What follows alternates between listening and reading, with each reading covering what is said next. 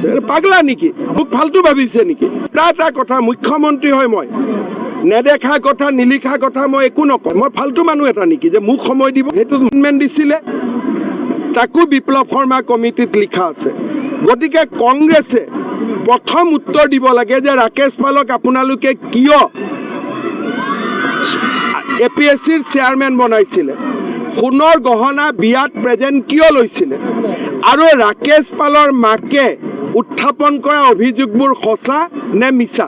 উল্টা আকৌ মোৰ ফালে কাৰ পোনাই আছে পাগলা নেকি মোক কি 24 ঘণ্টা সময় দিব লাগে জাষ্টিছ বিপ্লৱ শৰ্মাক মইতো নিজৰ কথা কোৱা নাই বিপ্লৱ শৰ্মা কমিটিৰ ৰিপৰ্টহে পঢ়িছোঁ ৰাকেশ পালৰ মাকৰ ষ্টেটমেণ্টহে মই পঢ়িছোঁ মোক কি সময় দিয়ে মোক ফালতু ভাবিছে নেকি আৰে মোক কি সময় দিয়ে মই এতিয়া যেতিয়া কেছ ঢালিম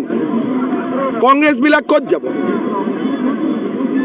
মইতো এটা কথা মুখ্যমন্ত্ৰী হয় মই নেদেখা কথা নিলিখা কথা মই একো নকওঁ যদি মোৰ লগত সাহস আছে কংগ্ৰেছৰ এজন থিয় হৈ একেলগে জাষ্টিছ বিপ্লৱ শৰ্মা কমিটিৰ ৰিপৰ্ট পঢ়ক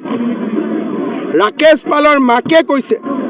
যে বেয়া ঘটনা বেয়া কাণ্ড দেখি মই ঘৰ এৰি দিলোঁ কমিটিৰ ৰিপৰ্টত লিখা আছে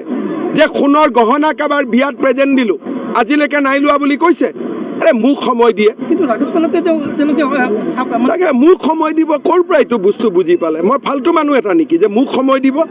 কাক সময় দিব লাগে ৰাকেশ পালক সময় দিব লাগে আৰু মোক ভয় খুৱাব খোজে মই কংগ্ৰেছৰ ভয় নাখাওঁ মই মাৰ গাখীৰ খাই জন্ম হৈছোঁ